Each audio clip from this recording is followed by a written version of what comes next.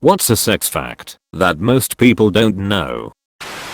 I read a post here years ago with a lot of people, a lot of women, saying that they can't have an orgasm if they are cold. So quite a lot of them wear socks during, which improves their comfort and therefore their ability to reach orgasm. I forgot all about it until I read this post, but as someone who does tend to get cold, I might try that. Worked really well for a few women I was with. Then again, the whole knee-high sports sock thing is now a complete fetish for me. Cold water helps clean up sperm better than warm or hot water. Sex can help with period cramps. Also, uterus cramps, similar to period cramps, are normal after orgasms and can be painful. About uterus cramps, okay, that explains what that is. Twice I've had crazy cramping pain there post-orgasming, never had heard of that happening, so I was alarmed lol. Vaginal wetness during arousal is primarily from blood plasma. Arousal fluid occurs when the body senses sexual desire or attraction. During this process, there is increased blood flow to the genitals, including the vaginal walls, which causes fluid to pass through them. This makes the tissues wet and provides lubrication. In fact, every bodily fluid is originally blood plasma. From urine to spit to sweat to sperm fluid. Just because there is something you thought is your fetish doesn't mean you'll actually like doing them in practice. Some things just better stay as fantasies. Reminds me of that one tifu where that guy thought he was into shit play or something, just to immediately regret it lol.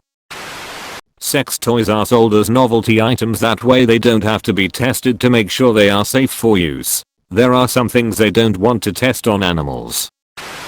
There is a reason a guy can get over arousal in 10 to 15 minutes, but a woman needs 30 to 40 minutes to get back to normal. A whole operation gets started if you get a lady aroused, not just the nipples hardening, guys get that too, but the entire birth canal stretches inward as the uterus pulls itself upward into the body to accommodate long objects, tampon, penis, finger, baby. It is called tenting, THX/U/digital camera. Coincidentally, this is also the reason men with a medium-sized penis think they are big when they have sex with their lady without any foreplay and their tip hits the cervix. It's not because you are long, it's because you didn't warm her up and her uterus hadn't moved up yet. Unaroused, the vagina is 2 to 4 inches deep. Aroused, it goes to 4 to 8 inches. Orgasms help clear nasal congestion. If you are in the midst of allergies, the flu, or even COVID, rubbing one out can grant some temporary relief. So it clears the pipes in 2 areas. Got it? Efficient emergency maintenance it seems. Anglerfishes procreate by having the tinier males latch onto the giant females permanently, and then the males wither away until all that's left are the testicles pumping sperms into the female. Men only want one thing: to be reduced into sperm pumping testicles. Ejaculation in males typically happens at a speed of around 28 miles, 45 kilometers per hour. To add another ejaculation note, if you're in space without being subject to the gravity of the Earth or any other large body, if you come in space, you will move the other direction a bit as it leaves your body. So technically I can call it a small reaction engine. So that's why it's illegal in school zones? Jesus Christ, Reddit. He gets us. Brazil nut can be sexually transmitted. If you are allergic to Brazil nuts and have sex with somebody who just ate some, you might have an allergic reaction. To date, Brazil nuts are the only food allergen known to be sexually transmitted like any other STD. I guess that's why it's called a nut allergy. Condoms kept in wallets for over a month are more likely to break. Well, I guess I'm supplying all the condoms from now on. Virginia made a law July 1st where you have to prove your age to view pornography, so some sites like Pornhub chose not to verify people's ages and are now no longer accessible in Virginia. This has resulted in Virginia now leading the nation in Google searches for VPNs. Like, you gotta type in your id/license info. I think it's just that the website has to verify your age in some way, but verify, not just ask, if you are 18 plus, and since it's too much work implementing something like that for a small portion of the user base, the websites just stopped doing business in those states. I assume that, if they wanted to implement it, then yeah, one of the ways would be providing some form of ID.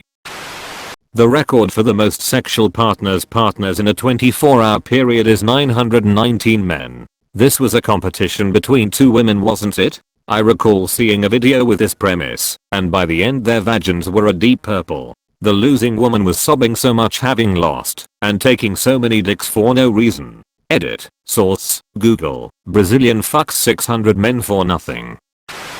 Tight pelvic floor muscles can cause burning/stinging feelings during attempts at penetration. If orgasms cause you to become constipated afterwards, or have very thin ribbon-like stools, this can be due to changes in the pelvic floor muscles as well. If bowel stuff is a concern for you, experiment with getting a squatty potty and try to breathe like you're blowing up a balloon while you're pooping, i.e. breathing slowly through pursed lips while trying not to strain or force your poop out. The pelvic floor likes to be relaxed. PS. Both men and women have pelvic floor muscles. PS again, if you think you have tight pelvic floor muscles, you should probably be assessed by a professional before doing routines involving Kegels. You don't want to make tight/weak muscles even tighter. If they are tight, or strained or spasming, you want to relax them first. It's like, theoretically, trying to work out your arms and lift crazy weights when you've already had your bicep muscles constantly, as in without pause, flexed/activated/squeezed for days or weeks.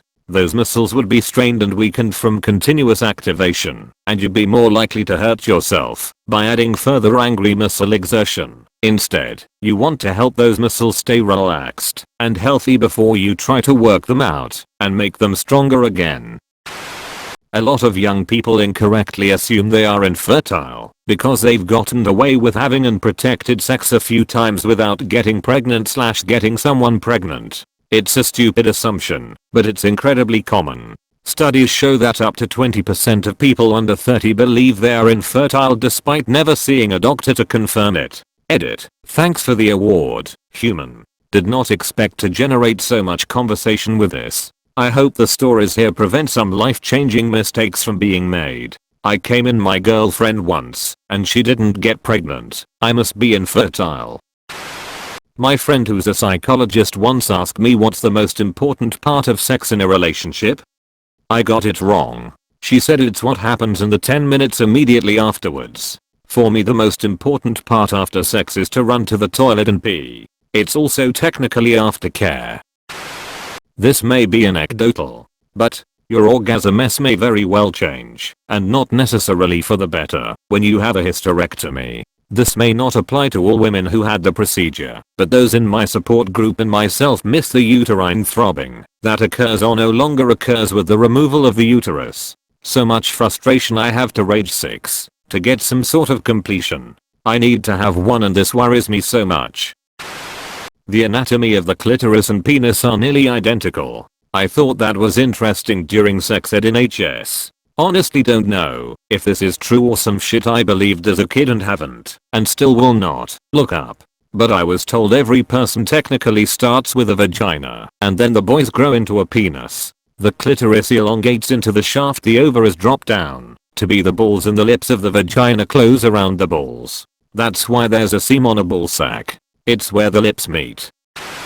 A single sperm contains 37.5 megabytes of DNA information. Each sperm contains 4 GB of info. Granted, most of this info is considered junk DNA, but it's still data. Each ejaculate's about 10,000 terabytes of information. No wonder men feel sleepy after sex. That's a lot to swallow.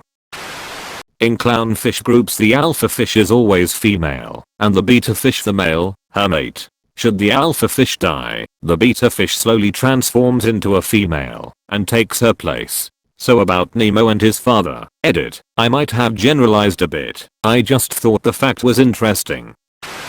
When woman starts to like it, and the man goes faster and faster. We like it at the pace you were doing it before. We like it at the pace you were doing it before. Men see it as a race. If the woman looks like she's winning, we hurry up. /s.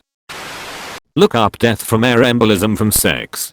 Basically trying to be all flexible during sex and lifting her pelvis too high while the guy penetrates the vagina can accidentally cause air embolism to be introduced to her body and can kill you instantly. Also, do not try to blow air into your partner.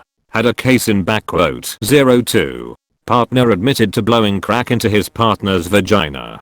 Caused an air embolism. She was on life support 3+ weeks before they removed support. Yes, she died. You can live your life without having sex. I'm close to getting my wizard powers. Edit. Came back to see some people commenting. Just wanted to say that as I continue to train to become a great wizard, I understand that this path comes with great sacrifice. Edit. Did not expect to see so many upvotes. How many of you people are close to obtaining magic powers? Stay strong, chosen one. The end. Thanks for watching.